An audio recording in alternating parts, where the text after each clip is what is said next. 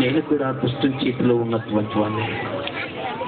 దుష్టత్వంతో, పాపాలతో, దుర్మార్గంతో నా జీవితము దుష్టుని యొక్క ఆధీనంలో నిత్యము మునిగిపోయి ఉండేది. నేను నా 16 సంవత్సరాల వయసులోనే నేను త్రాగటం నేర్చుకున్నాను. భయంకరమైన త్రాగుబోతుగా నా జీవితం. 10th క్లాస్ చదువుతూ ఉంటే పాటలు పాడుతూ ఉంటే అందరూ నాకు తాగుతూ ఇంకా బాగుపడతా ఉన్నాను. మీ తల్లిదండ్రులు బలవంతం ఏమొద్దు, నీకు ఇష్టమైతేనే మ్యారేజ్ చేసుకో, నువ్వు సత్యం చెప్పావు కనుక నేనే చేసుకుంటాను. సత్యం చెప్పావు కదా సరే అని మా ఊర్లో పెళ్లి పెట్టామండి. బేస్కార్పేట దగ్గర ఉంటుంది మా ఊరు, ఎర్రబాళెం అని. పెళ్లి పెడితే ఆ పెళ్లికి త్రాగుబోతోడే ఫ్రెండ్స్ ఉంటుందండి. ఏ టైప్ వాడికి ఆ టైప్. ఇప్పుడు గ్యామ్దారు ఉన్నాడు అనుకోండి, గ్యామ్దారులంతా ఒక ఫ్రెండ్స్ ఉంచేవాళ్ళు. ఆ తిరుగుబోతోడు ఉన్నాడు అనుకో, వన్ టైప్ ఏం టైపు వాడు. నేను డ్రింకర్ని, నా టైపు నా ప్రజలు, నా వాళ్ళు, నా జనాంగం అంతా. గోవా నుండే బాటిల్స్ తీసుకొని పెళ్లికి దిగామండి. పెళ్లికి దిగి పెళ్లిలో అంత మంచి డాక్టర్స్, మంచి ఆఫీసర్సే మొత్తం. అయితే అందరూ డ్రింకర్సే. దిగామండి. పెళ్లి కొడుకుగా ఎలాగైనా ఉద్యోగం కదా, షూట్ వేసాను. భయంకరమైన ఎండలండి. షూట్ వేసాను. తెల్లవారుజామునే కొంచెం దాగానండి, అది మెయింటైన్ అవుతా ఉంది. తర్వాత నిశ్చయం దిగే కొద్దీ గుండెల్లో గడ స్టార్ట్ అవుద్ది. ఆ పెళ్లి చేసే వ్యక్తి ఏమన్నాడంటే, నువ్వు త్రాగితే చెయ్యనన్నాడు. నువ్వు త్రాగేవట్టురా, నీకు చెయ్యను నేను మ్యారేజ్ అన్నాడు. ఎలా చేయాలి ప్రభు అని అలాగే నిలబడ్డానండి. నిలబడి తాళి కట్టానండి. ఇది యాక్చువల్లీ నన్ను చూసిన వాళ్ళకి అర్థమవుద్ది. తాళి కట్టి షూట్ మీదనే పెళ్లి సారాయి కొట్టుకు పరిగెత్తానండి. అక్కడనే కట్టానో లేదు, పరిగెత్తి ఫుల్గా తాగి పెళ్లి పందిరిలోకి వచ్చానండి. పెళ్లి కొడుకు అప్పుడు చూసిందండి వెళ్ళం నా పర్సనాలిటీ. ఈ ఏడవటం మొదలుపెట్టిందండి. అక్కడ కూర్చొని ఏడుస్తా ఉంది అమ్మాయి. ఇక్కడ దరిద్రం ఎట్లా చేసుకుందా లేదండి. ఫుల్ తాగి డ్యాన్స్ మొదలు పెట్టానండి. రికార్డింగ్ డ్యాన్స్ వేసేసి పడిపోయాను అక్కడనే పెళ్లి కొడుకుని. తర్వాత అంత తీసుకుని కూర్చారు. మరుసటి రోజు ఉదయం అత్తగారింటికి వెళ్ళాలి. దారిలో వెళ్తున్నాం, ఏమిటి అన్నది. నేను ముందే చెప్పాను నేను డ్రింకర్నని. చెప్పకపోతే నేను అబద్ధికున్నయ్యేవాడిని. నేను తాగకపోతే ఉండలేను నేను అని చెప్పాను. తాగకపోతే నా బాడీ షేక్ అవుతుంది కాబట్టి వాళ్ళ ఊరికి వెళ్ళానండి. 1 రోజు ఉన్నాను, 2 రోజులు ఉన్నాను. మా మామయ్య తెప్పించి పెట్టాడండి. తాగి ఉన్నాను. 3వ రోజు హుబ్లీకి తీసుకెళ్ళాను అమ్మాయిని. రైల్లో వెళ్ళి హుబ్లీలో దిగాను. హుబ్లీలో 1 రోజు దాటిపోయింది, 2వ రోజు దాటిపోయింది, 3వ రోజు డౌట్ ప్రారంభమైంది. నేను తాగి ఇలా ఉన్నాను కదా, ఈ అమ్మాయి మంచిగా ఉంటుందా క్వశ్చన్ నాలో బయలుదేరింది. 3వ రోజే కూర్చున్నట్టు ఇలా పక్కన పైన లేపానండి. ఎందుకు అండి, ఎందుకు కూర్చొని ఉన్నావు?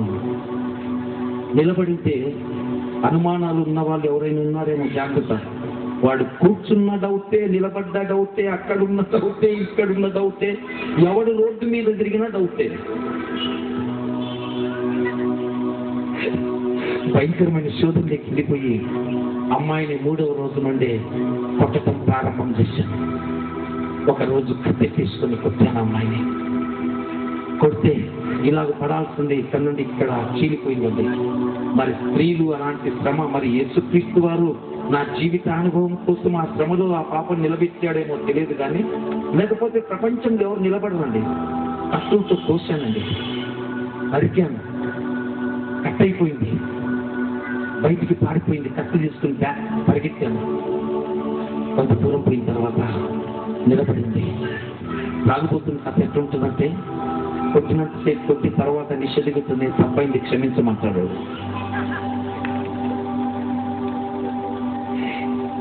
క్షమించు, నువ్వు లేకపోతే నేను బ్రతకనని చెప్పాను. మా తండ్రి గారిని పిలిపించారు. ఏం నా కూతురుని ఎట్లా చేసి పెట్టామన్నాడు. మీ కూతుర్ని తీసుకెళ్ళండి మామ, నా మైండ్ చెడిపోయింది, నేను చాలా వీక్ అయిపోయాను, నేనని చచ్చిపోతాను, నీ కూతురన్నా చచ్చిపోతాను, తీసుకెళ్ళమన్నా. ఆ అమ్మాయి నేను రాను, నా భర్త చేతిలో చచ్చిపోతాను కానీ నేను రానని చెప్పింది. సరే ఎలాగని నువ్వు ఉద్యోగం వదిలిపెట్టేసి నాతో రా, మా తండ్రికి కొడుకులు లేరు, బాగు చూసుకుంటాడని చెప్పి మా ఫ్యామిలీ వెంబడి భార్యంబడి వెనకొచ్చానండి. నేను రోజు తెచ్చుకున్న పైసలన్నీ అయిపోయాయి. తాగటానికి పైసలు లేవు, ఏం చేయాలి? మామగారి ఇంట్లో ఉన్న సొమ్ములన్నీ తీసుకెళ్లి సారాయి కొట్లు పెట్టడం మొదలుపెట్టాను. రోజుకు గుడి పెడతాను, తాగుతాను, వస్తాను. మా మామ వెళ్ళి తీసుకొని వస్తాడు వినిపించుకొని. ఇలా చేసిన తర్వాత ఒకరోజు నేను తెల్లవారుజాములో లేవలేదండి, పండుకొని ఉన్నాను. మా అత్త బయట నిలబడి కోళ్లను కుక్కలను తిట్టడం మొదలుపెట్టింది. ఎక్కడి నుండి సచ్చింది ఇది? నాకు పండుకొని అర్థమైంది లాస్ట్కి ఏమిటి, మీరు నన్ను తిట్టడం మొదలుపెట్టారు, ఏమిటి నా జీవితం లాస్ట్కి పోయిందని నా భార్య దగ్గరికి వచ్చి, నా భార్య పేరు సరళ అండి, సరళ నీ మెడలో ఉండే తాలిబొట్టు ఇచ్చేసేయమన్నాను. ఎందుకండి? చివరిగా ఆ తాలిబొట్టుతో తాగి మీ ఊరిని వదిలిపెట్టి వెళ్ళిపోతున్నానని చెప్పాను. నేను తీసుకెళ్ళి ఆ తాలిబొట్టు సారాయి కొట్లో పెట్టి తాగి కొట్లికి వెళ్ళి మెంటల్ సర్టిఫికేట్ ప్రొడ్యూస్ చేసి తిరిగి డ్యూటీలో చేరాను. చేరి సారాయి కొట్లోనే పండుకుంటాను, సారాయి కొట్లోనే ఉంటానండి. సారాయి కొట్లోనే మా అమ్మ వాళ్ళు వచ్చి ఏడ్చేవాళ్ళు, ఎందుకు నీ జీవితాన్ని ఇంట్లో చేసుకున్నావు అయినా? ఏం లేదమ్మా, నా జీవితం అట్లా అయిపోయిందని అక్కడనే తాగి అక్కడనే పండుకుంటాను. అలాగే కొద్ది రోజులు గడిచిపోయిన తర్వాత తగ్గితే రక్తం పడటం స్టార్ట్ అయింది. తగ్గుతుంటే రక్తం పడితే అక్కడున్న సారాయి కొట్టులంతా చూసి వీడు పరిస్థితి బాగలేదు, వాడెంత వాసిందండి, కాళ్ళు చేతులు ముఖం వాస్తే, వీడి పరిస్థితి బాగలేదు, నేను తీసుకెళ్లి హాస్పిటల్ చేద్దామని రైల్వే హాస్పిటల్లో చేర్చాను నన్ను. రైల్వే హాస్పిటల్లో రాకపోతులందరికీ ఒక వార్డు ఉందండి, 5 వార్డు. రైల్వే హాస్పిటల్లో వేసిన రైల్వే హాస్పిటల్లో లో క్లాస్లో చేసే పనులంతా తాగుపోతులేనండి. పై నుండి బాటిల్ కిందికి ఇస్తే కింద బాటిల్ నింపి పైకి పంపిస్తాడు వాడు. డాక్టర్ వచ్చేసరికి అందరు తాగిస్తారు. ఏ సైడ్లకి సారా ఎక్కడి నుండి వస్తుందంటే ఆడ పనిచేసే వాళ్ళంతా డ్రింకర్స్. ఒక రోజు రాత్రుల్లో తాగి హాస్పిటల్ నుండి లేచి వచ్చాను. డాక్టర్ నా దగ్గరికి వచ్చి వీడు 2 రోజుల్లో చచ్చిపోతాడని చెప్పాడు. అయిపోయింది, వాడి బాడీలో లివర్ అంతా చెడిపోయింది, వాడి బాడీ అంతా కూడా చెడిపోయింది, వాడు 2 డేస్లో చచ్చిపోతాడన్నాడు. నేను వెంటనే లేచి వచ్చాను హాస్పిటల్ నుండి. చచ్చిపోతానని చెప్పాడు డాక్టర్. ఫుల్లుగా తాగి మా అమ్మ దగ్గరికి వెళ్ళాను.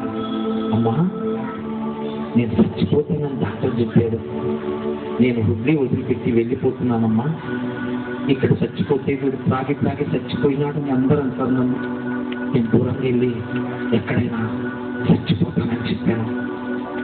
ట్రైన్లో ఎక్కి ప్రయాణమై వచ్చేసానండి. బట్టలన్నీ చాలా హీన స్థితిలో వచ్చి గుంతకల్ స్టేషన్లో ఒక రోజు గడిచిపోయిందండి. మరుసటి రోజు ఆకలి అవుతా ఉంది, ఎవరైనా అన్నం పెడతారేమోనని కంపార్ట్మెంట్ ఉంది ఎత్తులాడాను. ఒక వ్యక్తి కంపార్ట్మెంట్లో అన్నం తింటా ఉన్నాడు, బియ్యం వేసేస్తుని ఆనందరావు అని వారు ఉన్నారండి కంపార్ట్మెంట్లో. వారి దగ్గరికి వెళ్ళి అన్నం ఉంది అన్నాను. ఉంది, ఎందుకు ఇట్లా చేసుకున్నావు? ఆ జీవితం అంతా పాటు చేసుకున్నావు, ఏం తిక్కైపోయావు అన్నాడు. అన్నం పెట్టండి అన్నాడు. వాడు దరిద్రుడు సారాయి ఇచ్చాడు అన్నం పెట్టండి. ఆ సారాయి కారణం ఏంటంటే వాడు తాగుతాడు కాబట్టి సారాయి ఇచ్చాడు. అది తాగి ట్రైన్లో అలాగే ఇంకా పడిపోయానండి, అందుకున్నాను. నరసరావుపేట స్టేషన్లో దిగానండి. దిగుతూ ఉంటే ఒక 20 రూపాయలు జోలు తెచ్చాడు వాడు. ఆ 20 రూపాయలతో తెల్లవారుజామునే పోయి ఈ నిష దిగితే మళ్ళీ నిష ఎక్కిస్తే కానీ బాడీ పని చేయదండి. వెళ్ళి 20 రూపాయలకు తాగాను. ప్లాట్ఫారం మీద పడుకున్నాను. ఒక రోజు దాటిపోయింది, 2వ రోజు దాటిపోయింది. ఆఖరి చాలా భయంకరంగా అవుతాం.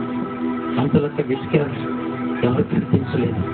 అడుక్కుండే వాళ్ళంతా సాయంకాలం అందరం అన్నం తెచ్చుకుని సాధులంతా కూర్చొని ఉన్నారు. అక్కడికి వారి దగ్గరికి వెళ్ళి నాకు కొంచెం అన్నం పెట్టమన్నాను. ఒక ఆమె నన్ను ఎవరినైనా అంది, ఆకలి అవుతుందమ్మా అన్నం పెట్టమన్నాను. ఆమె కలుపుకున్న ఇష్టం నా దగ్గరికి దొరికిందండి. ఏడ్చుకుంటూ తిన్నాను.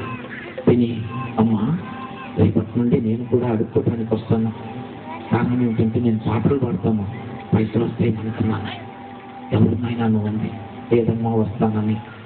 మరుసటి రోజు ఉదయాన్నే 7 గంటల ప్రాంతంలో ఒక హోటల్ దగ్గర నిలబడ్డామండి.